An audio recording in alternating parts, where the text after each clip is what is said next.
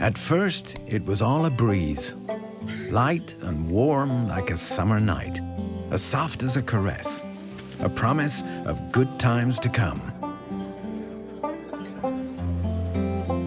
After the First World War, the United States had become one of the great powers, militarily, economically, technologically, and culturally.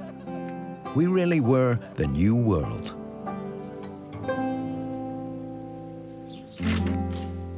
Everything was modern. The machines, the medicine, the toothpaste, the jazz. Even the women were a little bit more free. Even the workers were earning a little bit more. That breeze was stirring the embers of prosperity. On Wall Street, on the stock market, shares were booming. We were all caught up in the rush. Take a gamble, just believe. We were all going to be rich and be happy.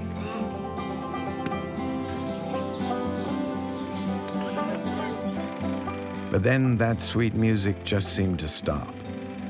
It was 1929, and the crash had begun.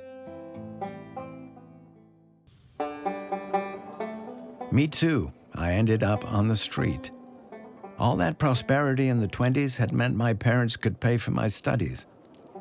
But with the collapse of the farming sector, they just couldn't do it anymore. I refused to go home, though. I represented the American dream and all the promise of social emancipation. I wasn't going to have that dream turn into a nightmare for my folks. What I remember was the hunger. Terrible hunger. Medieval hunger. Like a weed growing in your guts and tearing them all up. I remember the Hoovervilles, those shanty towns that sprang up in the big cities like New York and Washington, named in mockery of our president, Edgar Hoover. The families thrown out of their homes by the banks, the folks out of a job, and me, we all took refuge there. They were a big mess of metal sheets with swinging storm lamps, all tied together with string. A maze of little alleys that went round and round like a dog chasing its tail. A village with no foundations. And I remember the misery. It's not an easy thing to watch women giving their newborn babies bottles of melted pork fat because they haven't got enough milk and they can't buy any. It takes just a few days for the babies to start turning blue, then die. The mothers weep, but in their hearts they know it's better that way. And I remember all the crowds of people in the streets, too. The guys selling apples for 5 cents, and all those men just waiting. For what, they didn't know. We weren't even spare hands anymore. We were nobodies. A whole lot of nobodies. I can still see the endless queues outside the soup kitchens. At first, I used to wonder why they were pushing me ahead of everyone else. They weren't exactly being kind, though. The soup was always thinner at the top because the vegetables were all at the bottom. If you wanted to survive, you got the dregs. I found that out pretty quick. But I still went to the front of the queue. A crust would do for me. At least that way the bread wasn't stale yet. Back then, we wouldn't dream of asking for welfare. It wasn't in our culture or our character. We'd always been taught to be the masters of our own destiny. All that misery was just the way things were. It wasn't just me. It was all of us.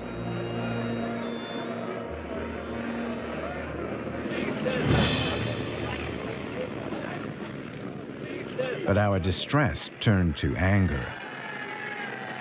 In March 1930, 35,000 people took to the streets of New York to demand work and food. 1 year later, we marched on Washington, but the police prevented us from expressing our grievances to President Hoover. The guy seemed completely overwhelmed by it all. His fanatical optimism about the system, about the future, and his belief in a liberal economy, well, they were keeping his hands tied. By 1932, things were getting worse, and the anger was rising.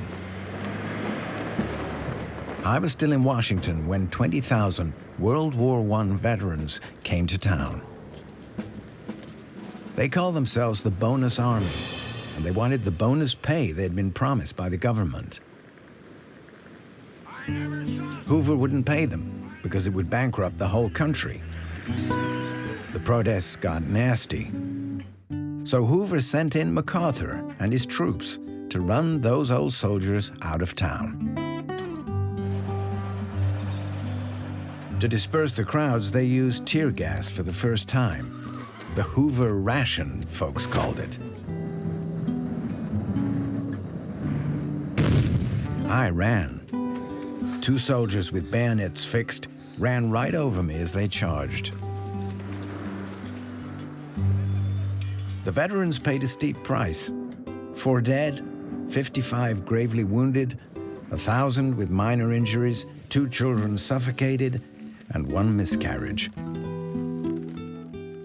That business with the Bonus Army sealed Hoover's fate. The man who 4 years earlier promised an end to poverty had become a symbol of depression, exclusion, stagnation, and gloom. The old world. Franklin Delano Roosevelt, the governor of New York, was the personification of change. On the 8th of November 1932, he was elected the 32nd President of the United States with 57% of the vote.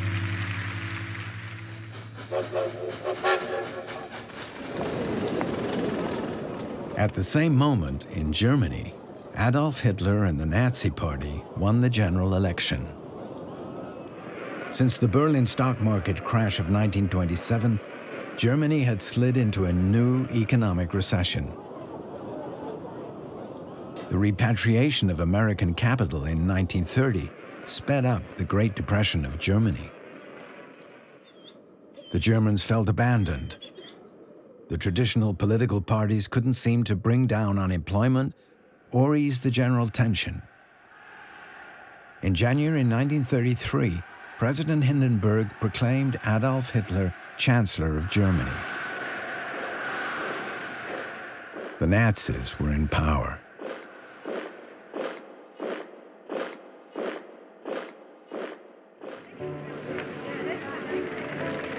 Two months later, I was there at President Roosevelt's investiture on the 4th of March, 1933. I'd gotten a little job and bought myself a 2-piece suit.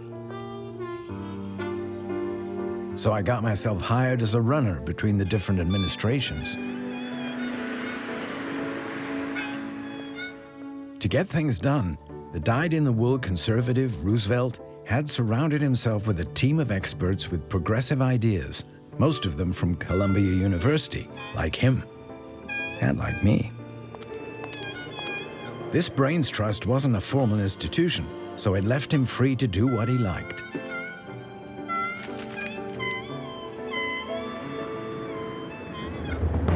Roosevelt gave his team 100 days to transform America. They needed to act fast to show they were in control.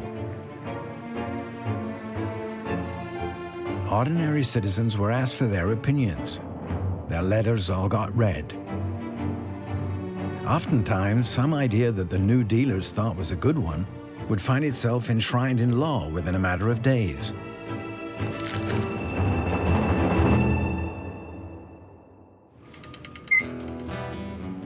The first to be reformed were the banks. The Emergency Banking Act guaranteed deposits of up to $10,000 to protect small savers. People were reassured. They started banking their money again, and the interest rates started to fall. Money was being printed once again. After the banks, it was businesses' turn. There too, to regulate the economy seemed like the way to go. The NRA, the National Recovery Administration, encouraged companies to respect fair competition and negotiate proper contracts with their employees. It was promoted as a key point of the New Deal.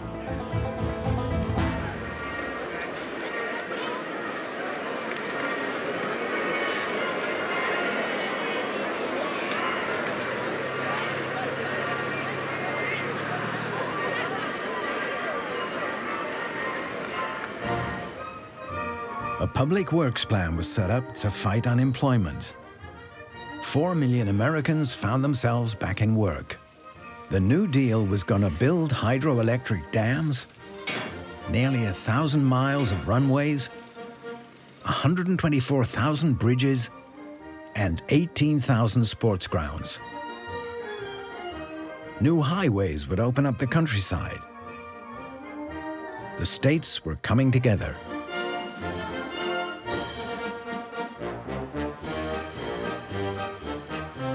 Roosevelt looked like a president who kept his promises. And yet, to finance it all, he brought down the salaries of civil servants. And he authorized heavy cuts to the armed forces, research, and education. It still wasn't enough. So to raise new taxes on alcohol, in 1933, the Democrats put an end to prohibition, that symbol of the 1920s. Like all Americans, I raise my glass to that.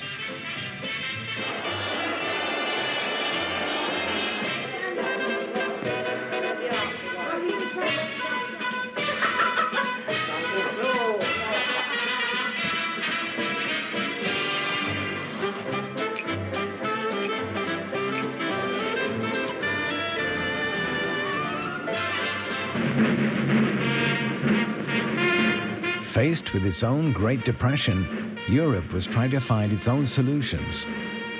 To reduce unemployment, Hitler's Nazi Germany and Mussolini's fascist Italy borrowed heavily to finance both public works and rearmament plans.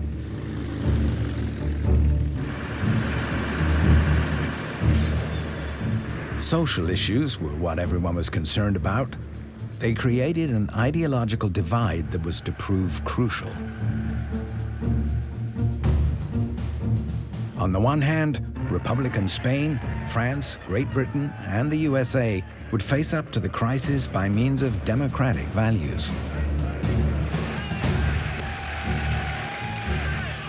But the fascists, the Nazis, and the ultranationalists of Japan wanted to impose their totalitarian and racist regimes through discrimination, force, and violence.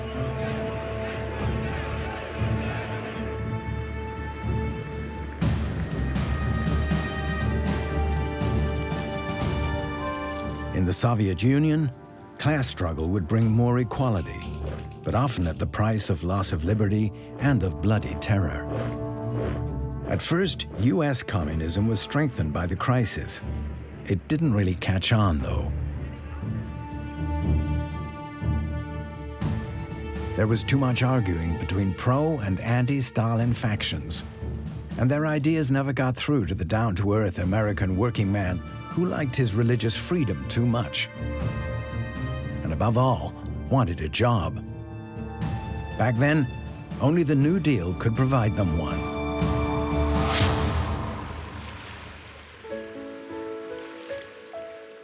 For me, getting through the crash meant above all getting a steady job and starting a family with Alice. We'd met in 1935, and it was thanks to her that I got a position in the brand new Resettlement Administration. The brainchild of Rexford G. Tugwell, it was formed to help both U.S. farmers and migrant workers. Roy Stryker was in charge of setting up a photography project to document the Great Depression.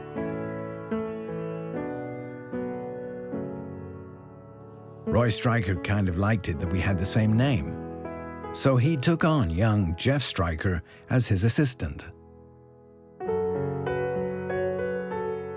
Roy had gathered a terrific team of photographers around him. Dorothea Lange, Walker Evans, Marianne Post Walcott, Jack Delano, Russell Lee, John Vachon, and of course, Arthur Rothstein. Arthur was my pal. The son of a Jewish emigre, a student at Columbia, he was only 20 when Roy gave him his first mission in Cimarron County, way out in West Oklahoma.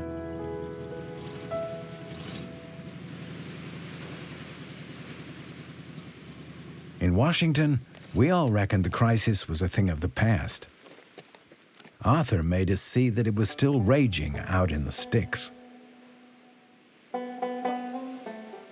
For years, dust storms had been settling on the Dust Bowl, the agricultural heartland of the U.S. between South Dakota and Texas.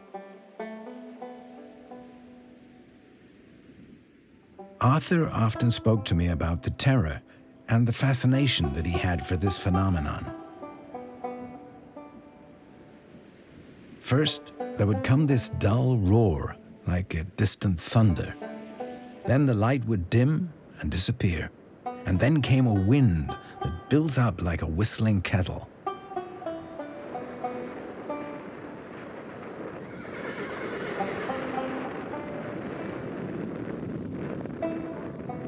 While the streets resonated like tombstones with the running footsteps of the women.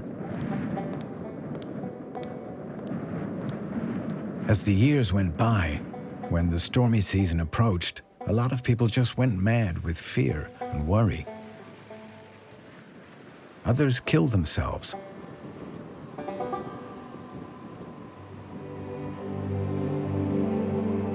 This natural phenomenon had in fact been caused by men. The land had been overworked throughout the 20s to keep up with rising consumerism, so it became impoverished and started to erode. So the thin layer of arable soil was simply blown away by those storms.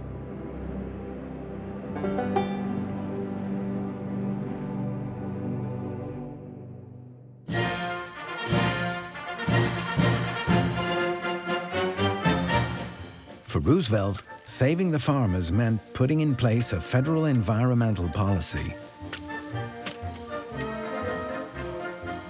To stop those winds, the government set up a program of afforestation and created a lot of national parks. And to carry out this enormous job, the Civilian Conservation Corps created jobs for 250,000 young unemployed men. It was a success. At the same time, engineers were trying to train farmers to cultivate their land along contour lines and even to practice direct sowing without plowing. It was a giant step for the science of ecology, but for the farmers, the harm had already been done.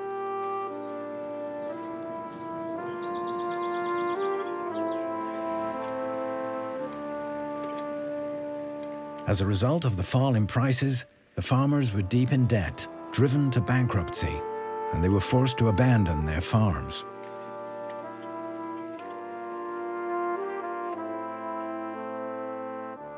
Some of them even tried to move their houses, but ended up evicted by the banks, who were busy building a vast and cheap property portfolio. The New Deal had done its best to prevent these seizures by allowing debts to be restructured or by offering low-interest loans. But instead of going straight to the farmers, all that federal aid fell into the hands of the landowners. The newly homeless farmers filled their old Chevys with filthy mattresses and old blackened cooking pots and set off for California.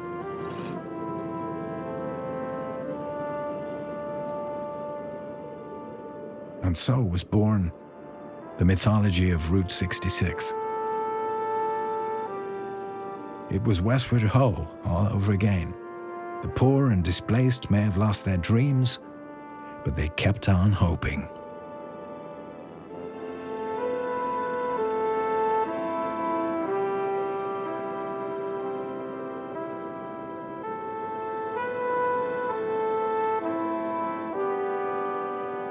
Those American migrants came to symbolize the whole Great Depression. Novelists like John Steinbeck in The Grapes of Wrath tried to tell their story. But it was the photographer Dorothea Lange who was the first to document this human migration. These images were proof. They were testimony. And that's why it was important for her to create series and not necessarily works of art.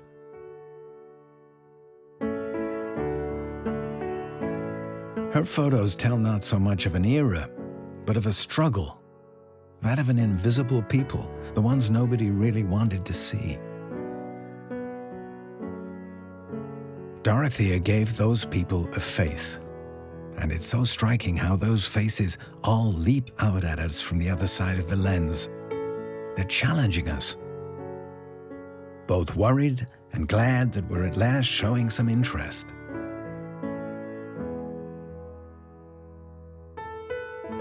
The photos were in the newspapers, and they really helped the New Dealers' cause. And Roy Stryker was making sure they were there to give a human face to every new government program. And to hell with any shots that didn't speak to him. He'd just stick a big hole in the negatives.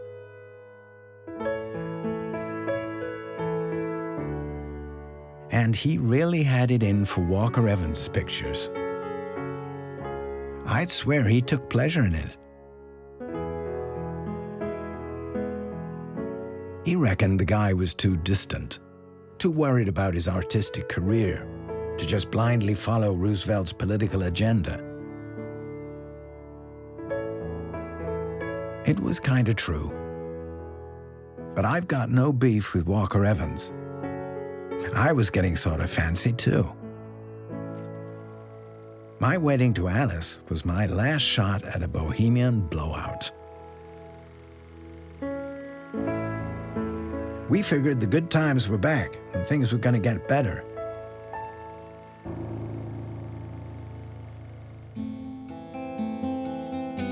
But nobody could forget those years of misery. Like me, the New Dealers were all living in Georgetown, one of Washington's oldest and most run-down neighborhoods. To start with, it was a kind of political gesture, living there with the blacks.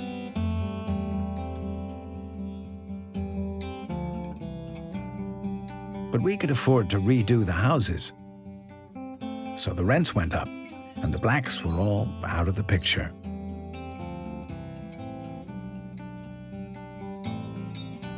So soon in Washington, the streets belonged to the whites, and it was their kids playing on the sidewalks now. And the blacks were just repairing the roads. So it came as quite a shock when I first saw Carl Maiden's photos. He was still focusing on the squalid side of America. The shanty towns and slums he was photographing were all in Washington, and some of them right next to the White House.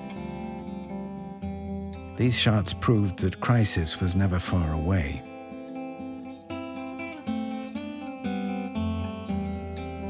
In one of those photos, I spotted the son of one of my black neighbors who disappeared without leaving an address. I'd lived right there in that street. I was ashamed.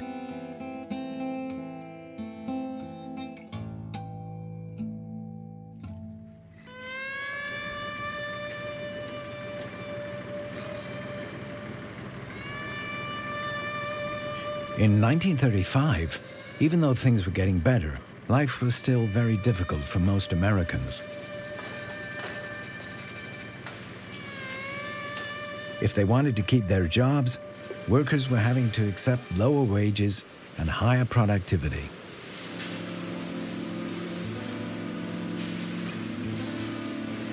People in the textile industry were having to turn out 60 stitches a minute, a rise of 30%, and their midday break was cut to just 5 minutes.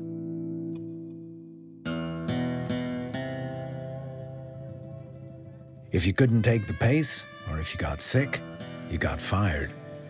If you complained, you were out too. If a mine wasn't cost-effective, it was closed down overnight. And the miners all lost their jobs. Once unemployed, they had the right to live on credit in company housing for 1 year. Then, it was done. Families survived by selling coal and bootleg liquor. The police turned a blind eye. If the miners left, they'd be out of a job too.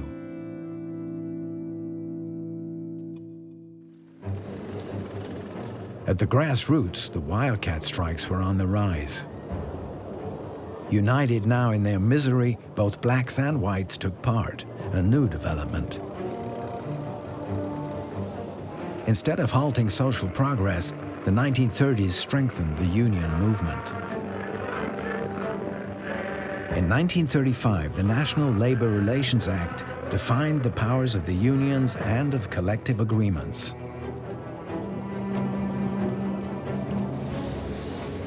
And that led to the founding by John L. Lewis of the CIO, the Congress of Industrial Organizations. The CIO wasn't communist. It openly sided with the president and the Democratic Party. Lewis brought things to a showdown in Detroit at the Chevrolet and General Motors automobile plants in Flint.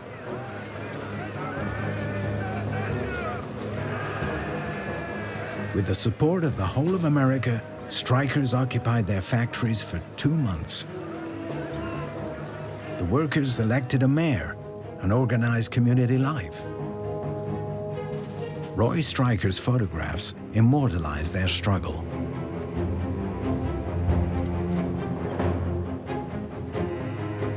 The governors decreed martial law and sent in the National Guard and the police to put a stop to it all.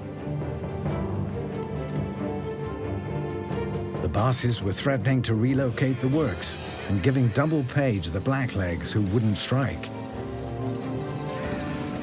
Their henchmen were even ready to kill hardcore strikers. But the workers wouldn't give in. Their commitment had turned now to anger. There were huge crowds demonstrating now, the same folks who 5 years ago were queuing up at the soup kitchens.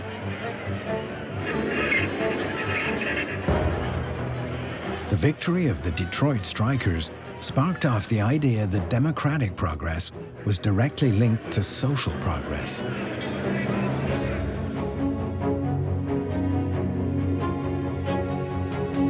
In 1936, the movement gained strength. The Pacific Seamen came out on strike, as did the pipeline workers, the Minneapolis flour mills, the dry cleaners of Toledo, the truckers, and 125,000 New York elevator attendants who managed to block the elevators in all the skyscrapers. What they were after was a 50-hour week and nothing less. It was all an echo of the actions of the Front Populaire in France. There, the new government of Léon Blum, inspired by Roosevelt, brought in a policy of economic recovery and the redistribution of wealth. The New Deal was laying the groundwork for a welfare system. The Front Populaire established a 2-week paid holiday. The US business world was getting edgy.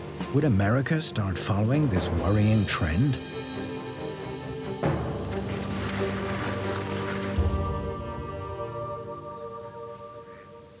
With elections approaching, Democrats in the southern states were concerned about the president's anti-segregationist sympathies. For their liking, the First Lady Eleanor Roosevelt was much too involved in the black rights associations. Every New Deal project had come out against discrimination. And Roy Stryker had commissioned several of his photographers to take a look at the situation of the blacks.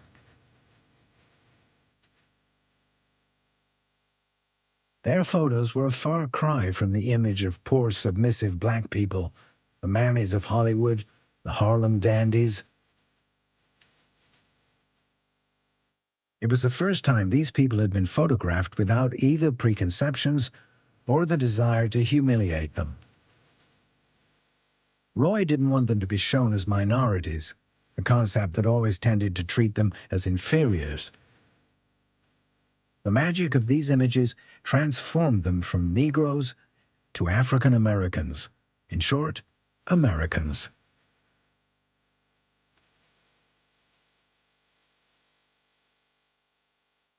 But they also opened up the whole debate about the question of race, which in its turn revived the forces of racism and the white supremacist movements.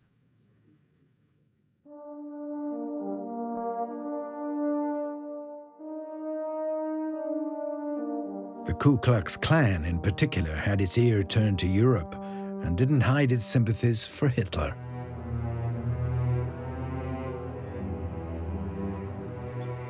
For a lot of Americans, the Nazis were both worrying and fascinating. In 1936, Fritz Kuhn created the German-American Bund. Demonstrations and holiday camps for the young all copied the Hitler Youth movement that in Germany all kids between 10 and 18 were obliged to belong to.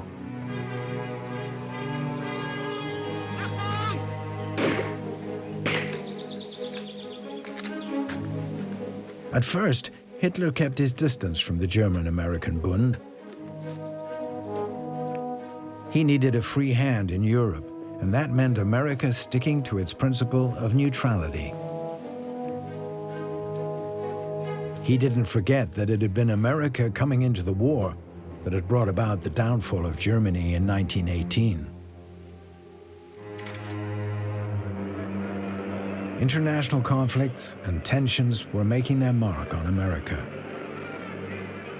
A lot of young Americans signed up to the international battalions that went to the aid of the Spanish Republicans.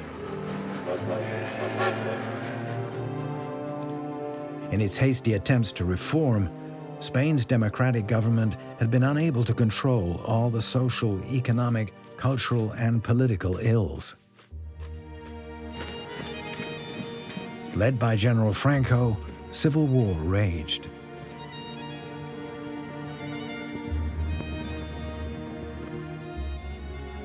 Following Mussolini's invasion of Ethiopia in 1936, the Negus, or King of Ethiopia, Haile Selassie, became, for African Americans, the symbol of black resistance to white colonization.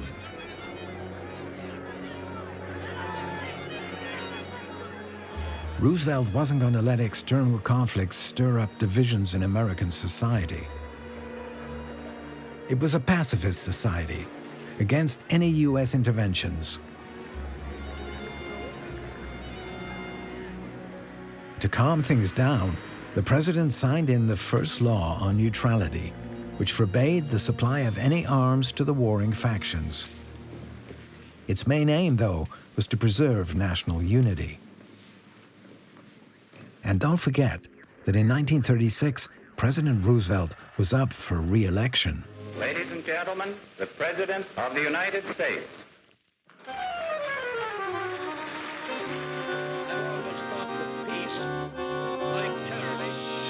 It was time to take stock. Roy Stryker's photographer's mission was to draw attention to all the progress being made to help the New Dealers find political and especially financial support. Dorothea Lange photographed the rural rehabilitation colonies. There were sometimes trailer parks, sometimes little houses. They were like a bunch of little estates, all self-sufficient and self-governing. Folks there could find their bearings again, find some hygiene, health, the odd laugh, a bit of dignity, perhaps even a future. And they were all hoping to put enough money away to buy themselves a new farm.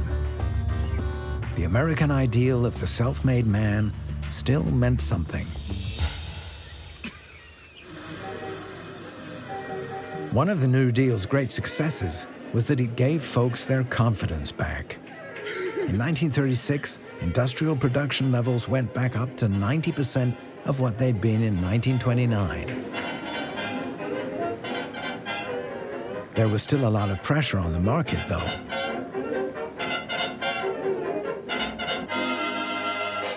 The federal programs had indeed reduced unemployment, but at quite a price, so Roosevelt decided to start dismantling them. There were a lot of polls, journalists and bookies all predicting defeat for the president. Indeed, his New Deal was in a bad way. The United States Supreme Court, very liberal and consequently in favor of free market economy, overturned several of the New Deal's flagship measures, such as the NRA. Roosevelt's adversaries all complained of his impetuousness, his recklessness. They went on about the New Dealers' reliance on propaganda and personality cults. The right-wing opposition compared him to a new Stalin, and the left reckoned he was a new Hitler. Never for a moment, though, had Roosevelt ever tried to either muzzle or eliminate his opponents. The United States had never been so democratic. And there'd never been so high a turnout as at these elections.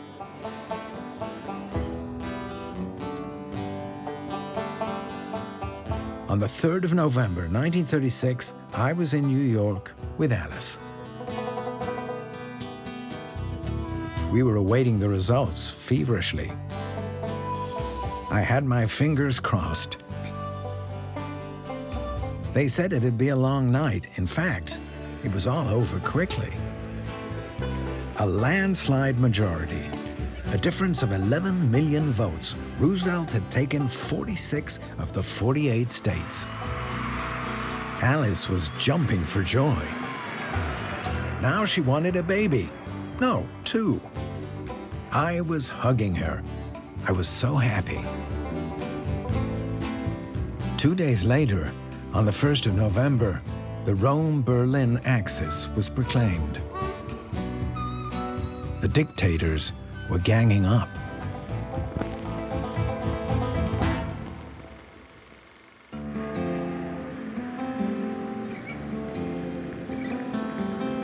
With the mandate for his re-election, and with an overwhelming Democrat majority in Congress, in 1937, Roosevelt resumed control.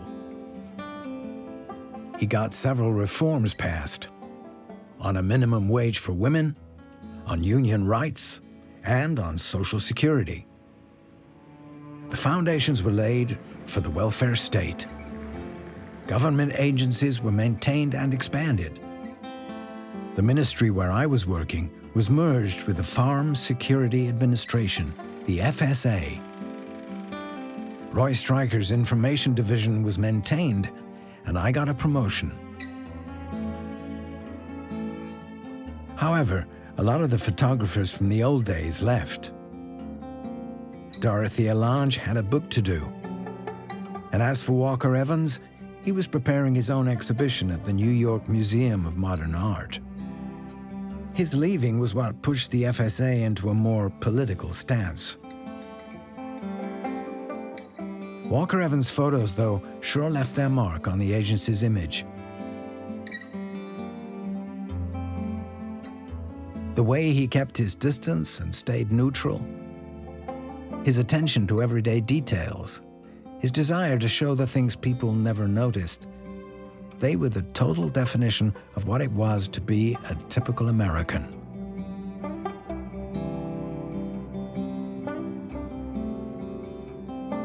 But what exactly was a typical American?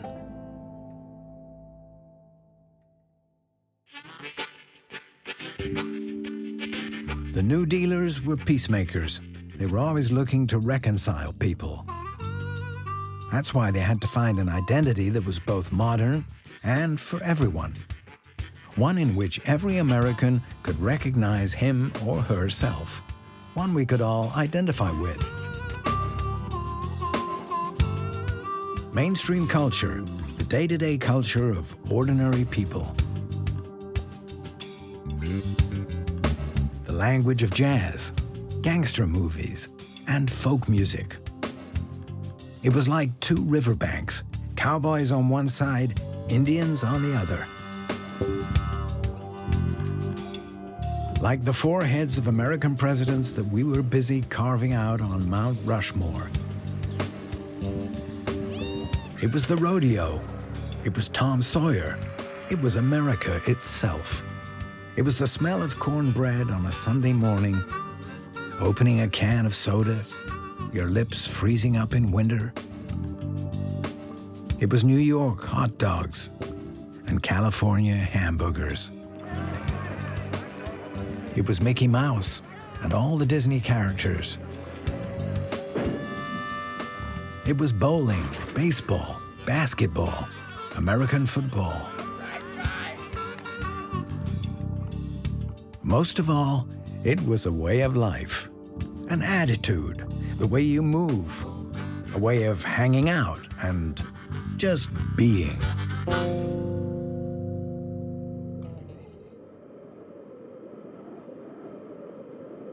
But it all got shook up in 1937, when there was a big new economic crisis.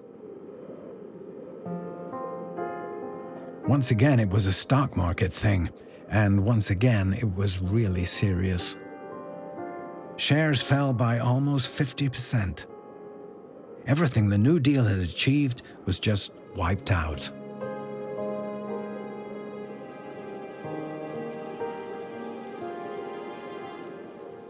The whole mess resulted in a reduction of federal aid and public spending, and by taxes going up to fight inflation.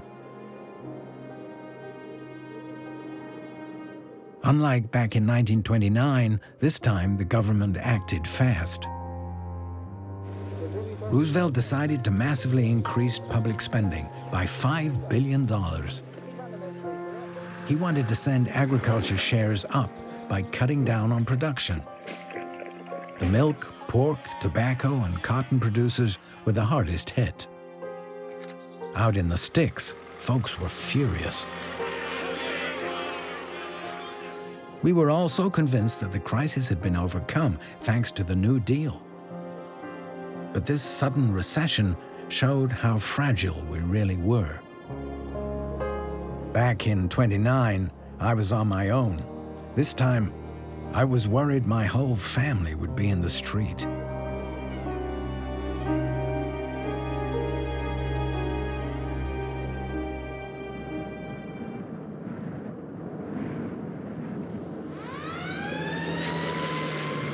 What's more, news from abroad wasn't good. In 1937, Hitler aligned himself with General Franco. In Spain, German and Italian planes bombed the town of Guernica. Japan attacked China. The massacres of civilian populations outraged international opinion, but nobody did anything.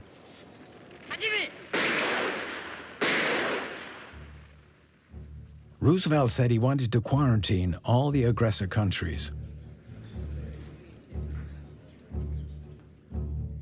A revision of the 1937 Neutrality Act, the Cash and Carry Clause, authorized aggressed countries to come and buy merchandise and then arms from the United States on condition they paid for them in cash.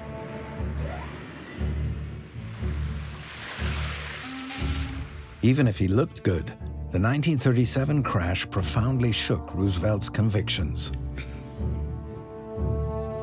the president declared to his Secretary of the Treasury, Henry Morgenthau, that the war spreading through Europe could be beneficial to the United States. Directing the U.S. economy towards military production would reduce unemployment as well as providing a deterrent. So Roosevelt launched a top-secret program to build long-range submarines. And his intuition was right. In 1938, thanks to a massive injection of dollars and loans, the economic situation of the U.S. improved. In Europe, though, things were escalating. Hitler united Austria with the German Reich without a fight. Then he set his sights on Czechoslovakia. At the Munich conference, the French and the English allowed the Nazis to annex their territories of the Sudetenland. Trouble is, preserving peace at any price plays into the hands of the aggressor.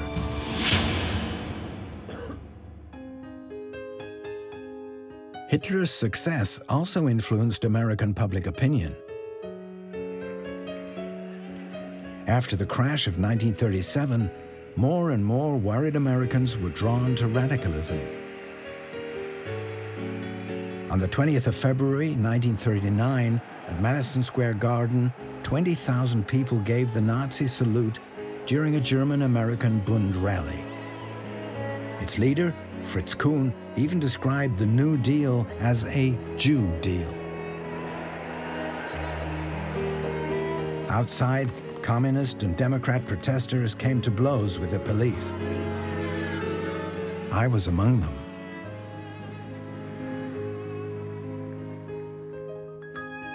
At the FSA, I could feel the wind was changing. Roy Stryker was directing his photographers at the preparations for war. More than ever, they were turning out propaganda. As a sign of the new times, color film now made its appearance. It was used by photographers mainly in their reports on the war industry. It looked to me like a turning point. The world of the dirty 30s had been a black and white world, although there were still shades of gray. The 40s were all in color, as seen in the first Technicolor film, Gone with the Wind.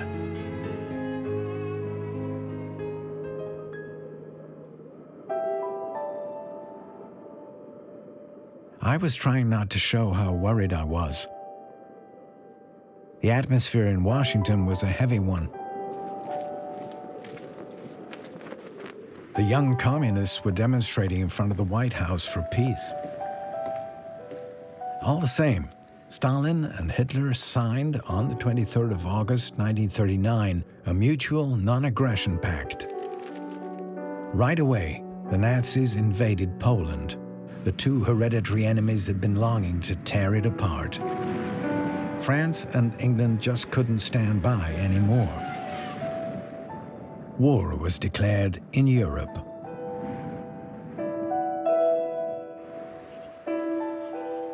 On the 5th of November 1940, Roosevelt was elected for the third time.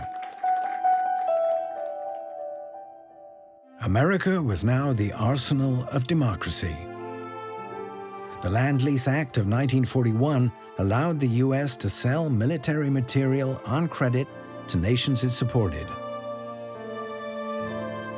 That meant that we now had our hands on 70% of the world's gold reserves. The Great Depression was over.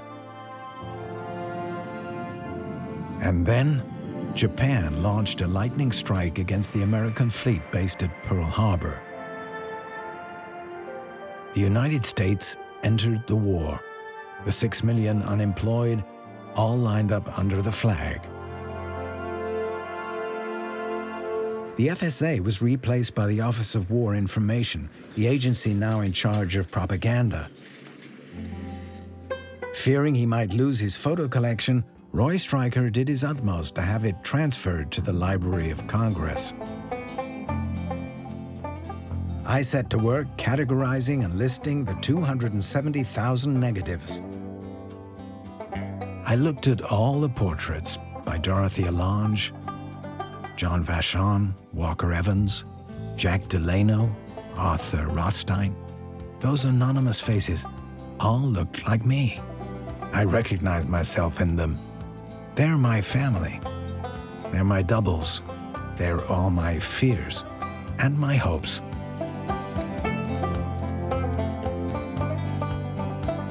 Maybe I'll make it back from the war alive, too. Who knows?